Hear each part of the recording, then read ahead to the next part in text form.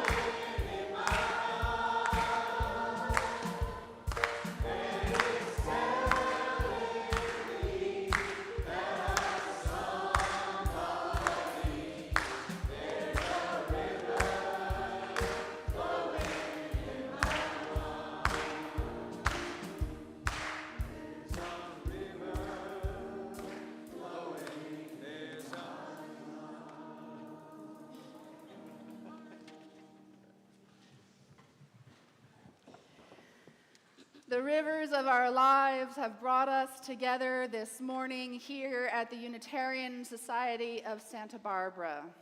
Welcome to this place where you are seen as somebody of worth, somebody of dignity, somebody with gifts to share with the world, somebody who needs the care of community like this one. We are here together to deepen our spirits, nurture our hearts, and grow more compassionate, to do the work of loving the world. Welcome into this loving community of seekers where we strive to live with integrity, nurture wonder, and inspire the actions that transform us.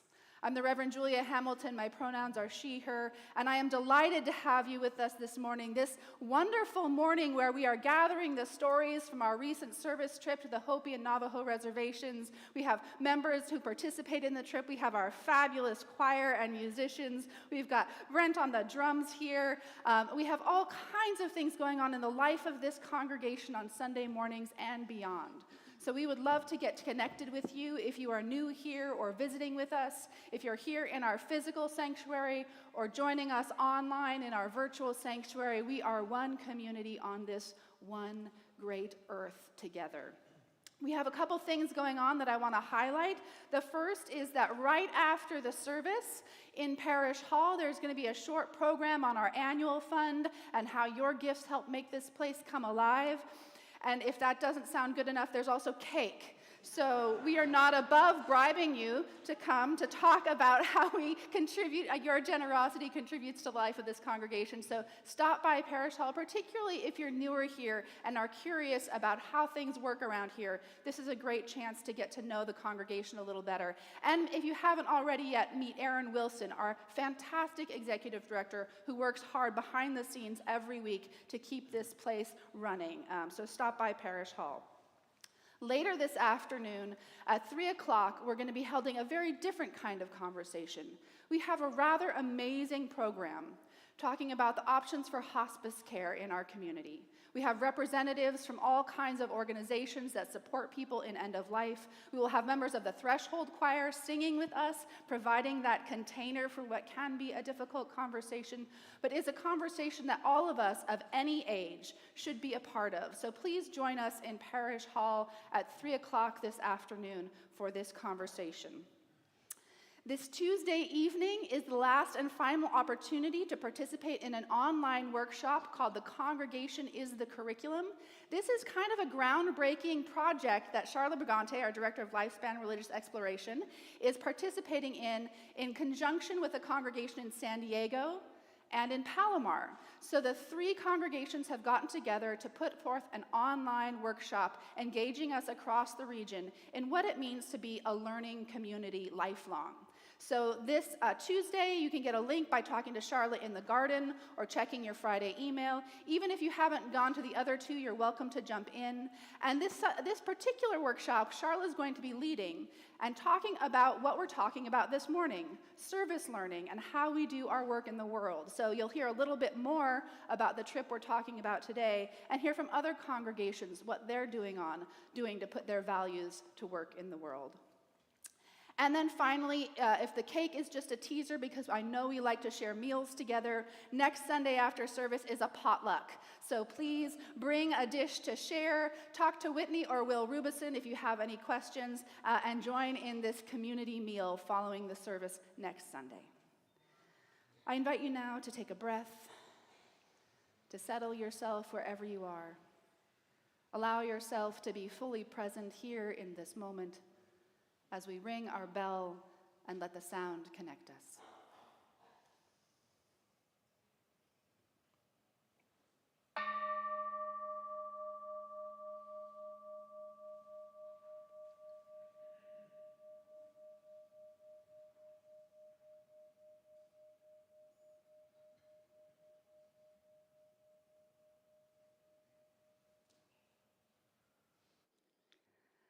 I'd like to invite Craig Woodman forward for our chalice lighting.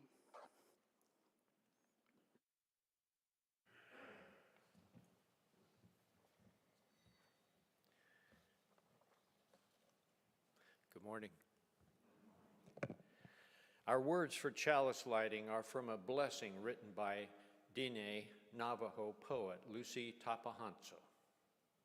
This morning, we gather in gratitude for all aspects of sacredness, the air, the warmth of fire, bodies of water, plants, the land, and all animals and humankind.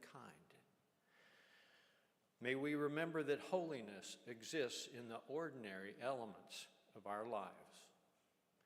May the words we speak go forth as bright beads of comfort, joy, humor, and inspiration. We're grateful for all blessings, seen and unseen.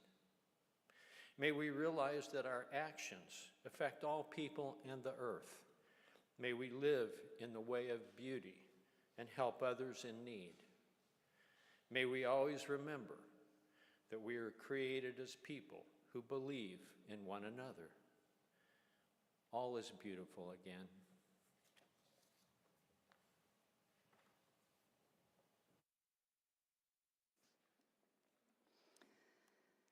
Every Sunday, we take a moment to lift up the good things we find around us. Even in a hurting world, there are actions, large and small, that remind us that love abides and grows when we pay attention to it.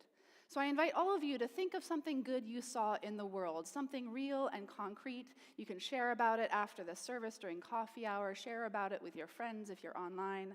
And this morning, the good thing that I want to lift up was sent to me by our member Keith Strohmeyer. And I love it, by the way, when people send me good things, and I just kind of tuck them in the little good thing folder to pull out when we need it. And this morning, Keith sent me a little bit of something that I thought I wanted to share. And that is in Knapdale Forest in Scotland, there was a flooding problem. Rivers that had once fed wetlands had become narrow channels that would overflow after a rain, and engineers could not figure out how to solve this. So just to see what would happen, they released 11 beavers back into the river. This was an ecosystem that they used to thrive in, but they had been hunted to extinction 400 years ago. There had been no beavers in Scotland for over 400 years until they let these 11 beavers go in this very studied area to see what would happen. And the result blew them out of the water, if I might say so. The beavers created pools and dams that spread the water back into a rich wetland and solved problems the engineers had been working for years to try to fix. It's a reminder that even small restorative changes can make a big difference, and that renewal is always possible as long as life exists. And this is a good thing. I'm going to invite you now to take just a moment to greet one another, to say hello and extend a hand of welcome to the person sitting next to you. Just a brief moment of welcome before we sing again.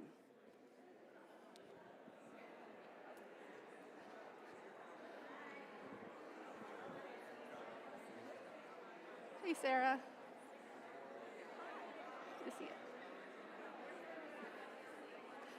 Good to see you, Michael.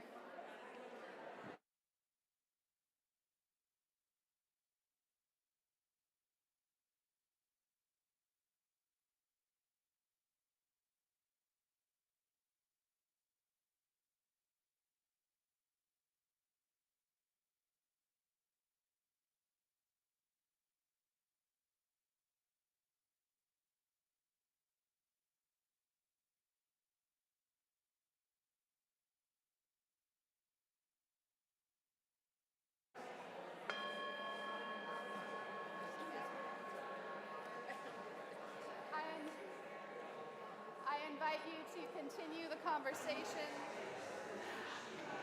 I invite you to continue the conversations you have started at coffee hour after the service, but please rise in body and spirit. We're going to sing the very first song in the Teal hymnal, Morning Has Come. The words are there or on the screen in front of you.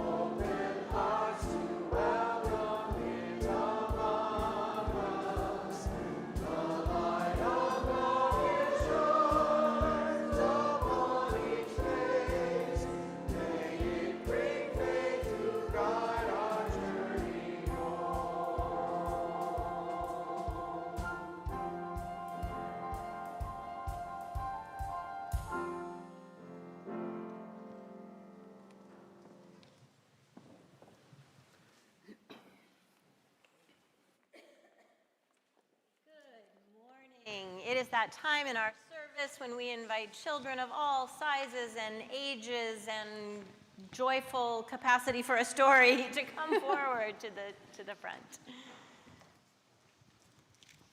Hello, hello. You all actually might want to sit by Mary Lou today so you can see the slides that are going to be shown in just a couple minutes. So I'll stand kind of here. So back in March, 17 people from our congregation, including Reverend Julia and me, traveled to the Hopi Reservation in Arizona. The Hopi people have lived on that land for thousands of years, long before there was a state called Arizona. We camped on the land of a man named D. Satala. D is an artist, a potter. He makes beautiful pots, bowls, and vases. Both of these chalices here were made by D. D learned how to make pottery from his grandmother. She taught him the traditional Hopi way, and he still uses the same techniques his grandmother taught him when he was a boy. Everything D uses to make his pottery comes from the land. The clay is from the earth, the paints are made from plants, even his paintbrush is a plant, a yucca leaf. Who knows what a potter's wheel is? You guys know? Yeah. A potter's wheel is a machine with a spinning disc used to shape clay into round pots, vases, and bowls. And a wheel helps make a bowl or pot come out perfectly round. Well, guess what? D doesn't use a potter's wheel. And still, his bowls and pots come out pretty much perfectly round. He makes a lot of his pots and bowls using the coil pottery method. And there is a picture up there of someone making a large coil pot, and then there's a picture of a yucca plant and someone painting with a yucca paintbrush. You can see how it must be really challenging to get those fine details and lines like these with just that little bit of a yucca plant. To make a coil pot, you start by rolling clay into long ropes. How many of you have done that? Like you make like snakes, out of clay. Yeah, you've probably all done that. And you can do this by rolling the clay between your hands. And then you coil the rope into a circle, and you keep adding coils until it's the size and shape you want. When D is done coiling, he smooths out his bowls and pots so you no longer see the coils.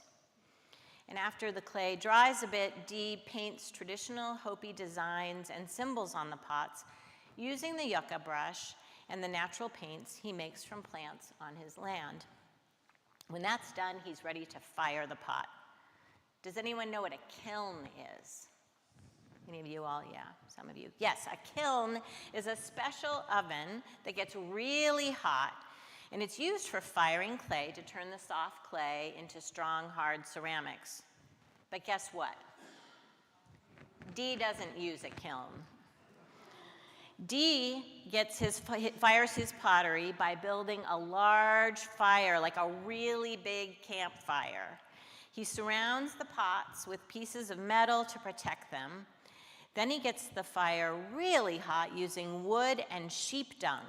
Who knows what sheep dung is? What is it? Sheep poop, yes. Dried sheep poop. It makes great fuel for a fire. D leaves the pots in that very hot fire for a few hours. Then, when the fire dies down, he slowly and carefully removes the pots. These pictures are of D firing pots while we were visiting. Notice the difference in the color of the clay before and after the firing, and see if you might recognize that smaller chalice in these pictures. He fired that chalice while we were there. And this is, of course, what Dee's pottery looks like when it's finished. Hopi potters don't usually make Unitarian Universalist chalices. It's not a Hopi tradition. But because Dee is our friend, he made these chalices with us in mind. And they're beautiful, aren't they? Julia's husband, Adam, bought the big one for her birthday a few years ago. And I bought this smaller one on our trip this year. And it feels really good to support artists, especially when the artist is our friend. So guess what? That's our time for all ages. And now it's your turn to be potters. We've got some clay ready for you down in Star King to make your own coil pots. No fires today. But still, we can't wait to see what you guys come up with. So you'll head out with Charlie this morning.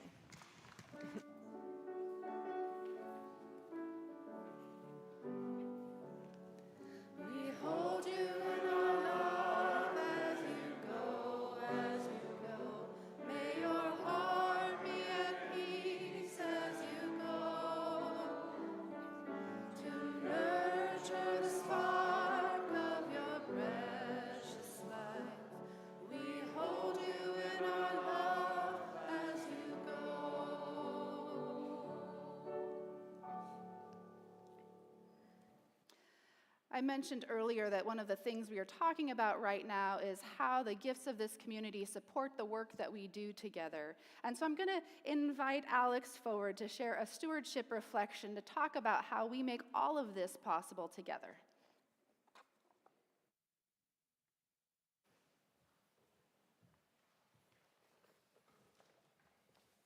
Good morning. For those of you that I haven't had the pleasure of meeting yet, my name is Alex Overby. My husband Brent, over there on the drums, and I have been members for a little over a year. When I first started attending, I had a longing for connection and socialization. I also felt the desire to be involved in some way other than just coming to service. I didn't really know what that would look like for me.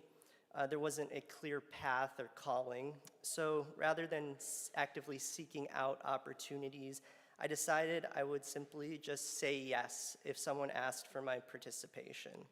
Well, before long, I was sharing my stories on stage, building relationships in Connection Circle, serving meals to the unhoused, spending time with our kids on Sunday mornings, and most recently, saying yes to sharing with you my testimonial for the annual Pledge program. After spending the past year with this congregation, USSB has become so much more to me than just a place to socialize. It's really become my community and a home. When I arrive on Sundays, I see so many friendly, familiar faces that are willing to greet me and share with me their love. And no matter where I'm at, how difficult my week's been, or what I'm anxious about for the week to come, I really appreciate belonging to such a wonderful community. When Brent and I decided that we wanted to take the next step to becoming members, we understood that members were asked to give and pledge to the congregation.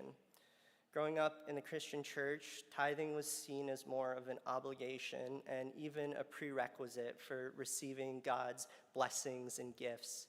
I was proud that my parents had the means to give generously to our church, and I'm grateful that I learned the importance of generosity at a young age. However, on the flip side of this obligated giving narrative is shame and hurt, often accompanied by the feelings that you're not able to give enough. When Brent and I decided we would be giving to USSB, it felt totally different.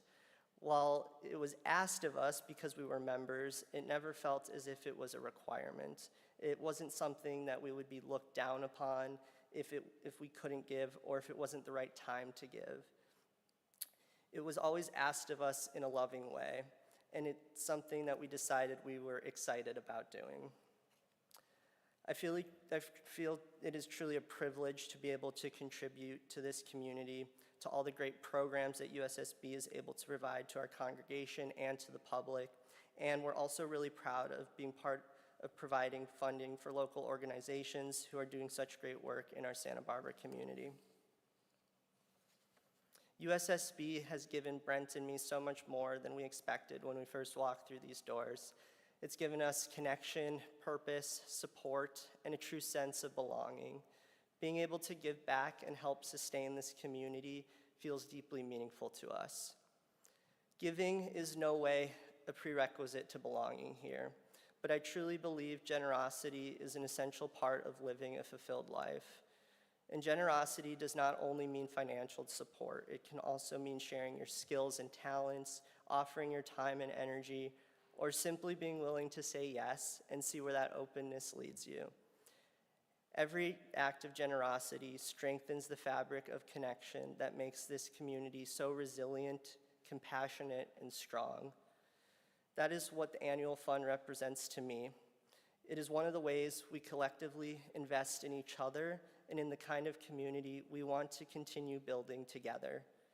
Every pledge, no matter the size, helps ensure that this community remains vibrant, welcoming, and able to support our congregation and the broader public in meaningful ways.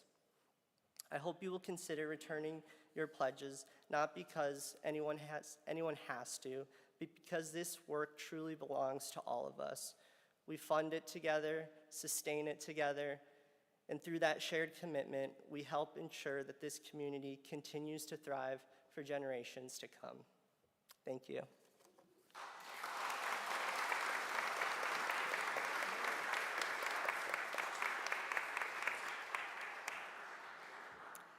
I am so grateful that Alex said yes to being a part of our worship arts team. And I also have to say, I love it when we have the drums with us in our singing in the morning. It's fantastic. Thank you to both of you for all the ways that you give. I invite us now to settle ourselves once again, to enter into a time of reflection, meditation, and prayer. We begin this time by recognizing our monarch branch, each butterfly on the branch representing someone who has been taken from our community by ICE over this past year, remembering the people abducted from Santa Barbara County. And this week we add 7 monarchs to the branch, our friends and neighbors. We ring our bell for each of them because we will not be silent while they are targeted. We commit to bearing witness until this violence against our neighbors ends.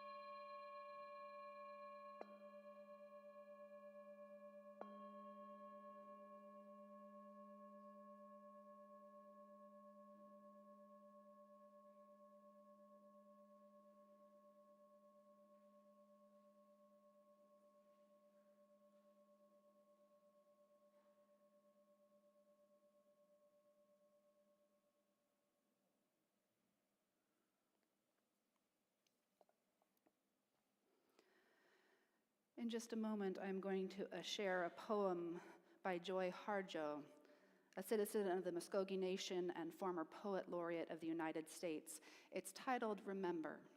And after the poem, we'll enter into a time of quiet. And in that time of quiet, I invite you to reflect on that word remember as a way of talking about putting the pieces back together, remembering. Recognizing that among all the broken pieces of the world, there is a wholeness inside each of us that persists. You are whole and holy, and all of you is welcome in this quiet space of remembrance. Remember by Joy Harjo. Remember the sky that you were born under. Know each of the stars' stories. Remember the moon, know who she is. Remember the sun's birth at dawn, that is the strongest point of time.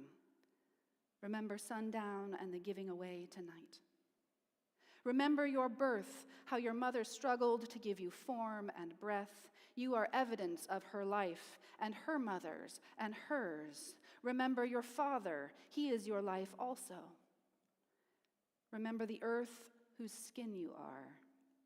Red earth, black earth, yellow earth, white earth, brown earth, we are earth. Remember the plants, trees, animal life, who all have their tribes, their families, their histories too. Talk to them, listen to them. They are alive poems. Remember the wind, remember her voice. She knows the origin of this universe. Remember you are all people, and all people are you. Remember you are this universe, and this universe is you. Remember all is in motion, is growing, is you. Remember language comes from this. Remember the dance language is, that life is. Remember. Let us enter into a time of quiet.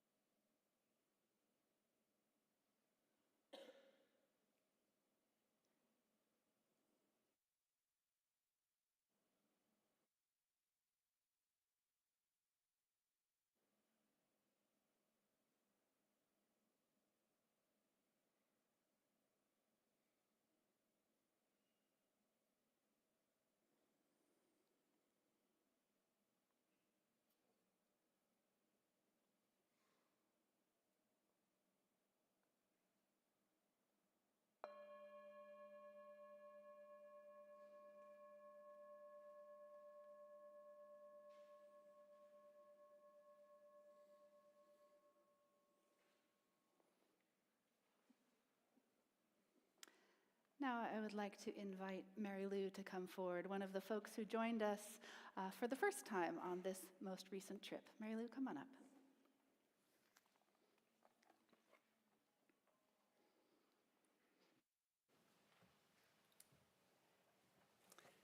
Hello, Mary Lou. I was fortunate to be on the trip with USSB to Hopi Navajo Nation. Hear me all right? And so I'm just doing a bit of a reflection. When I was asked to reflect on being a first-timer to the Hopi Navajo trip with USSB, it truly was not my first time with these two unique cultures. I was a somewhat frequent visitor there over 40 years ago through a fellow backpacker connection. My retired veterinarian friend had a Navajo girlfriend and employed a Hopi man whose clan position was a snake priest as his full-time maintenance man in Cottonwood, Arizona. Because of this connection, I was welcomed into their homes and gained privileged entry into their world. Inside the girlfriend's home was a full loom in which the entire family of women worked on the traditional Navajo rug in their off time. On another occasion, I showed up at the home of the Hopi snake priest, only to learn that he and his wife were actively hosting a coming-of-age dance for their adopted daughter from their home. While the Hopi men from that clan all gathered on the kiva in preparation, I stayed with the women to prepare food. One of the items on the menu for the weekend was a food that I have repeatedly over the years put in the most unusual food ever eaten category: goat blood pudding. It was goat blood baked inside of a stomach and served like pudding. It was unusual, and I'm vegetarian. So when offered the opportunity to return to USSB, I was again afforded unusual access through the front door opened by Sume Nimwa to these very welcoming, yet also very private cultures. The Hopi disallow outsider and sometimes insider photography, and both cultures seem to keep their lore close to their chest to allow their stories to hold power. But 40 years later, some things had changed. The building materials seemed to be more synthetic and less stone and mud and logs. And similar to Santa Barbara, the rest of the country, there appeared to be a prevalence of phones and TVs. But most things remained the same as I had remembered. Much of the talk when I spoke to the elders about the nearly constant requirement of preparing gifts, foods, and crafts for the next clan event, a wedding, a dance, a birth, a coming of age, and the men talked of gathering the right kinds of feathers. So what can I take or share from this opportunity afforded me by USSB? Let me start by telling about my experience the day after the last presidential election. We were in Colorado and intended to return to Santa Barbara by car in the morning. I was so distraught and angry, and my first instinct was to get in the car and just drive straight home. But we were pretty close to Arches National Park and decided to pivot and avoid our impulse to wallow in our despair, and entered. Soon we were surrounded by amazing displays of ancient sandstone that had been there for millions of years and would remain the same for the next million, no matter who was in office. It was the balm for my aggrieved and weary soul. And like when I revisited the Hopi last month, I was reminded of a similar timelessness I experience when I'm there. In the midst of the chaotic world and an ongoing harsh treatment afforded the Hopi over the millennia, they religiously continue to hold elaborate rituals in which the entire clan must prepare. They dry farm corn to be used in multiple functional and ceremonial purposes. Others harvest reeds and native grasses and dry and dye them to be made into baskets and plaques that are gifts for the next shared community occasion. And as Charlotte explained, all of what Dee does, using the clay, dyeing it, drying it, painting it with items from the earth. In all of these tasks, they prioritize the covenant to be Hopi first. They use long ago teachings, images, traditions, rituals, dances, and close to the earth materials to create this timeless world they live in, no matter who is president. My guess and hope is that that will remain true for many years from now. So how do I find this in my world? First is the most obvious, that I can continue to look to the natural world for sanity. I'm gloriously surrounded by a wealth of amazing splendor here in Santa Barbara. Next, I can seek out more opportunities to engage in ceremonies and rituals.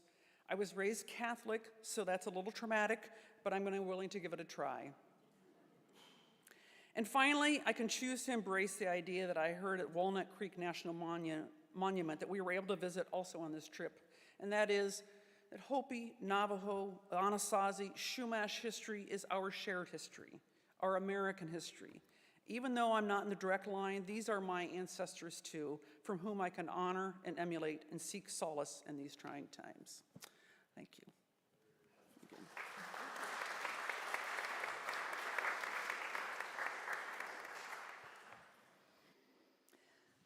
Every month, we partner with a project or program that lives our values in the world. And this month, we are partnering with Juneteenth Santa Barbara.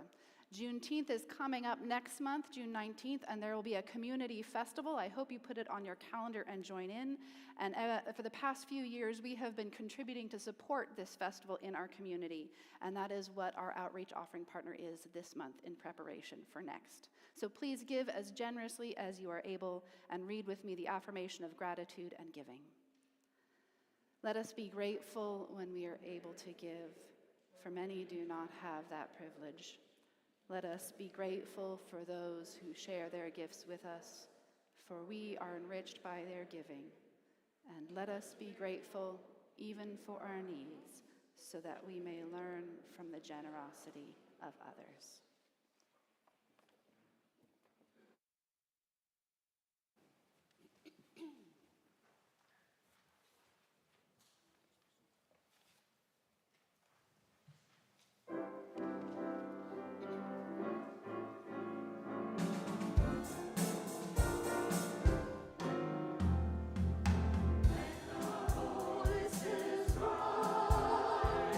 Breaking through the sky.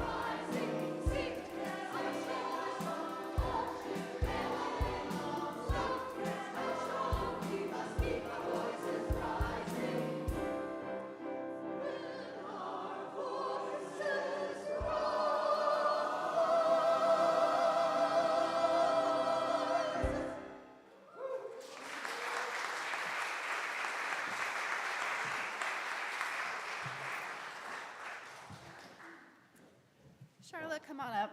This was the first trip that Charlotte and I got to go on together, and I'm so delighted to welcome Charlotte as a first-time traveler to Hopi Navajo as well.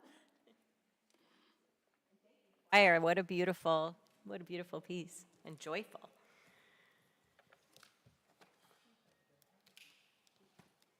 So as Julia said, this was my first trip to Hopi. And before the trip, Cheryl Marzak, our Sumi Nungwa guide and longtime friend of this congregation, tried to prepare us for some of the cultural differences we might experience. For example, she told us we shouldn't point at anything or anyone. Pointing was considered offensive. And she demonstrated how the Hopi point with their mouths, not with their fingers. I was nervous and certain I would point or otherwise inadvertently offend someone. I was also mindful that the Hopi elders might not be as excited to meet me, a privileged white woman, as I was to meet them. So when we arrived at Dee's annual Easter party that he holds in honor of his mother every year, I approached people tentatively. I smiled and said hello, but I felt shy. That is, until I met the chairman. The three of them sat in seats of honor right in front of Dee's house. I walked up and timidly said hello. The one in the center smiled and introduced the three of them as the chairman with a laugh. He had a mischievous twinkle in his eye, and I was immediately drawn to him. His name was Nathan. They all introduced themselves and made me feel at home. Without hesitation, they welcomed me into the conversation, and I stood chatting with them for quite a while. After a bit, two of the chairmen went off to talk to other people, and Nathan invited me to sit down. He had stories to tell. He told me his people were Tewa, originally from New Mexico. I had never heard of the Tewa people, and when he said they were originally from New Mexico, I naively assumed he was talking about his grandparents or maybe his great-grandparents. But what Nathan was talking about was thousands of years and many generations of Tewa people in New Mexico. According to Nathan, the Tewa were invited by the Hopi to settle on First Mesa in the late 1600s, following the Pueblo Revolt against the Spanish. In exchange for the land, the Tewa served as warriors to protect the Hopi against the Spanish or other hostile invaders. Over time, the two peoples adopted each other's customs, but maintained their own unique languages, though the Hopi Tewa learned Hopi as well. And Nathan proudly told me he spoke Tewa, Hopi, Navajo, and English. And maybe I'm forgetting some, I don't know. Nathan also told me he was a Hopi clown. He said this with a twinkle in his eye, and at first I thought he was pulling my leg. He had already demonstrated his sly sense of humor during our conversation. But he went on to tell me that Hopi clowns intentionally dress and behave inappropriately at Katsina dances. They play an important role in the ceremony. With humor, the clowns hold up a mirror to the community, reminding them of the high standards of Hopi living by demonstrating just the opposite. And they have a lot of fun doing it. Nathan and the other chairmen laughed at shared clowning memories, not going into detail, but assuring me they were very inappropriate. Spending time in conversation with Nathan, I learned something I would experience in other conversations with Hopi elders and with Dee during our visit. The Hopi sense of time is very different than ours. The present slows way down, making space for connection and stories over tasks. And the reach back in time is much, much farther than I have experienced in conversations with anyone I've ever met, even my 103-year-old grandmother. I was in awe of the welcome, the history, and the connection, all possible during a conversation over lunch. Later that day, as we finished lunch at Dee's house, Nathan, whom I deliberately sat beside, and his friends shared more personal stories. They spoke of being sent to boarding schools away from their families and having their knuckles rapped for speaking Tewa or Hopi. Yet even these memories were interwoven with tales of youthful mischief and boyhood adventure, alongside the pain of what had been forced on them and what had been lost. There were also stories of ordinary people living ordinary lives. History is more nuanced when you get to hear it from the people who live it. As the afternoon wore on, folks started cleaning up from the lunch, and I looked across the table at Lorraine and said, "We should probably be helping." Nathan smiled with that twinkle in his eye and told us we were doing exactly what we were supposed to be doing. We stayed at the table. There's a sad footnote to this reflection. About a week after we returned home, we learned that Nathan passed away.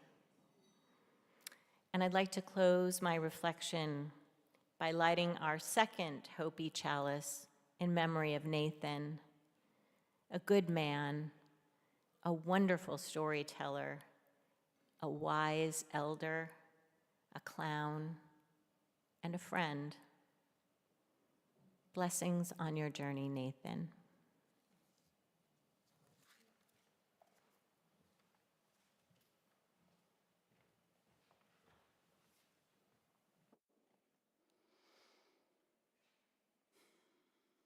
Thank you, Charla.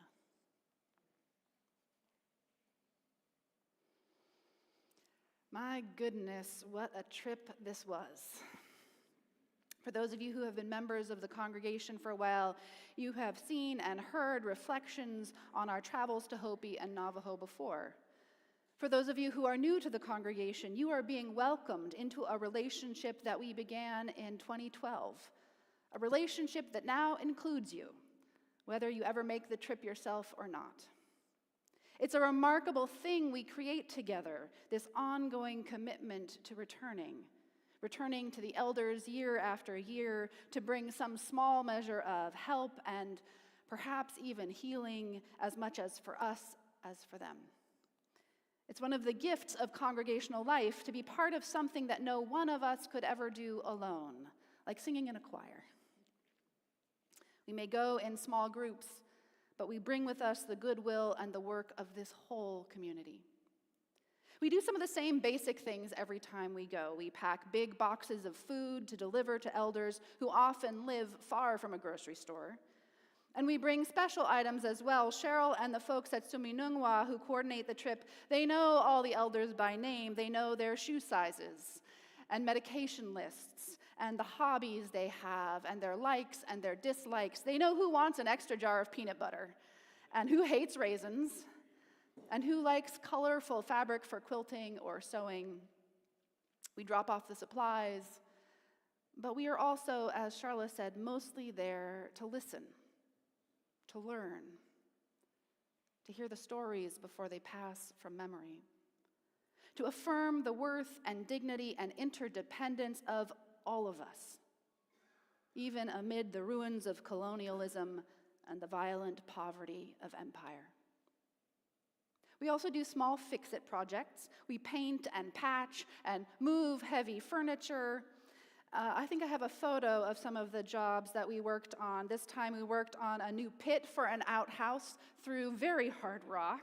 We patched up a traditional bread oven, and we hauled trash from around the windmill that pumps water that the whole community uses. This windmill where everyone goes to fill up their jugs, including Dee Satala, our host, who lives without plumbing or electricity in the cozy home his parents built. The next picture is of Dee's house, where we camp during our stay on Hopi. And on every trip, we also visit with artists like Dee, who share their craft as well as their worldview and life experiences with us. And next to the chalice is one of the katsinas, one of the dolls that I have bought, and it was on a past trip. We also saw Darren Shimerika, who makes them, again, using entirely natural materials that he collects and creates himself. But each trip, and there have been 7 so far, each trip is different too. Some of them are focused on the youth, some of them have been all adults, and some, like this one, multi-generational. Each one has had hardships that have come up: a busted tire, a sudden windstorm, freezing nights where literally the water in the dog bowl at Dee's house would have a thick sheet of ice on it when we woke up in the morning, a smashed finger, and a trip to the ER. But this trip was probably the hardest of them all. In fact, it was probably the most challenging service trip I have ever been on, and I have been on a lot of service trips in a lot of places over the course of my life. This was the first time that I have ever had to cut a trip short and come home early. And I laugh now. But you see, out of the 17 of us who went, 14 of us got sick with what was probably norovirus. And thankfully, it was usually brief, but we went down one by one, and I will spare you the details, but by Wednesday morning, it was clear that camping was no longer really an option. So we packed up, and after a night regrouping at the Best Western in Winslow, Arizona, we headed home on Thursday, 2 days earlier than we had planned. And I want to say, everyone was amazing at figuring out how to make lemonade out of the lemons. Everyone pulled together, supported each other, and tried to make the best of a very difficult, physically, emotionally, and spiritually difficult situation. Here, the next photo is a picture of when we left. There's the group looking so energetic and well-rested. And here is when we returned, those of us who were still standing. It would be another 2 weeks before we could gather again for our closing circle, which is something we usually do on the closing night. And in that circle, there is something emerged that is what I have called the blessing of the broken pot, which is the next photo. That blessing that comes even when things break down, when they don't turn out the way you expect, when they crack into pieces. The blessing that reminds us there is still beauty and utility and purpose to be found, even in the imperfect form. Early in the week before we all got sick, Dee hosted a firing of his pots, as Charla shared about in the Time for All Ages. And at that firing, someone asked him how he dealt with the disappointment and frustration he must feel when a pot cracks in the fire, when he's put hours and hours of work into something that comes out broken. And in the gentlest of ways, he challenged the very assumption of the question, that he should be frustrated and upset when a pot breaks. It's just part of the work, he said. It happens. Pots will sometimes crack and break, and if you let yourself get too upset about it, it's not good for you or the pots. Why get upset at the inevitable part of the work? For Dee, the pots are living creations made from the earth and holding the intentions of the potter who makes them, and they come to life in the fire before cooling and eventually finding a home out in the world. Sometimes a pot cracks. But that doesn't mean it doesn't go on to have a purpose and a life after the breaking. And he went on to show how he uses pieces of the broken pots in different ways. He uses big shards as a base for the pots that he puts on the fire so they don't stick to the ground underneath them. He grinds some of them into powder, and he uses it as temper when he processes his raw clay that he digs himself from the ground near his home. He adds the powdered, fired pots to the clay to make the finished pots stronger. What a metaphor, right? Making the finished pots stronger from the ones that had been fired and broken before. He decorates his property with shards scattered around the bases of trees. Sometimes he strings them together to make wind chimes. Or like this one, sometimes he gives away a broken pot to a friend who might still appreciate its beauty. It's one of the reasons why he said, when you are walking around Hopi, you never pick up or disturb pieces of pottery you might see lying on the ground. It's not because they're necessarily of archaeological significance, but rather, he said, it's because that piece of pottery is exactly where it needs to be. And if you disturb it, it's like interrupting the purpose of the pot, which has its own life cycle, independent of ours. It came from the earth, and it returns to the earth in its own way and time. And if we collect them, we are not honoring that relationship. Each pot finds its way. Whole or broken, it's still good. And it still has a purpose, even if it's in a different form than was originally planned. They are made from a mixture of the earth and the creative spirit, and that is true no matter how they come out of the fire. Each of us, whether we feel whole or broken, we are still good.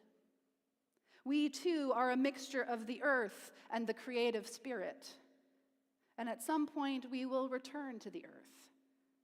And along the way, things will not always go as planned. And sometimes we crack. And sometimes our lives end up in different forms than we expected. But when that happens, we do have a choice. We can dwell on the brokenness and consider the time we spent to be lost and wasted, and let frustration override everything else and spend all our creative energy on anger. Or we can accept that no matter how much skill, experience, or hard work we put into something, it's never certain how it will come out. Sometimes things break. But that doesn't mean that all is lost. It just means we have to use our creative energy to find a new purpose in the shape of what is, not what was. In the fire of our lives, things are transformed. When it all cools down, we discover that even broken pots have blessings to offer, and that when we live with respect and care, no effort is wasted or useless. There's one last photo. I think I take a version of this photo on every trip we've been on from this spot, the sunset over the mesa. I return to this trip again and again because each time there is a new learning that emerges, a new perspective that grows from these relationships we carry that deepen over time, not just as individuals, but as a community interdependent and interrelated with another community, sharing the wisdom that we have gained through our lives. The Unitarian Society of Santa Barbara is a different place because we have sustained this relationship with our friends and partners in this work over the years. Even when we have to come home early, a little ragged and green around the edges, we come home bearing gifts that come to life among us. We never know what those gifts will be until we receive them. Our work is staying open to the blessings of this world, the blessings of relationship, the blessings of service, the blessings of experience, and yes, even the blessings of brokenness. May it be so.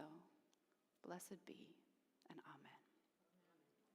And thank you to all of you who have made this trip possible over the years. Let us sing together one more time. We are building a new way. It's number 1017 in the Teal hymnal. Please rise in body and spirit.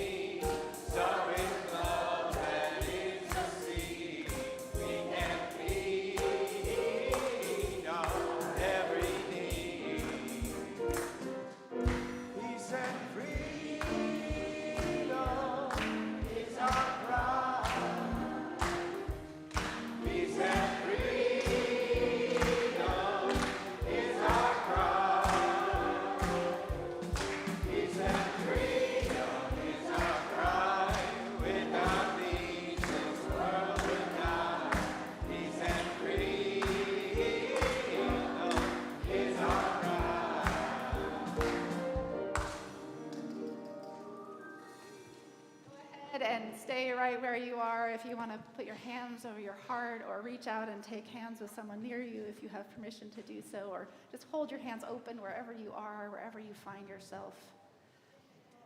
And as you go out into this beautiful and heartbreaking world, may the light of love shine upon you, out from within you, be gracious unto you, and bring you peace.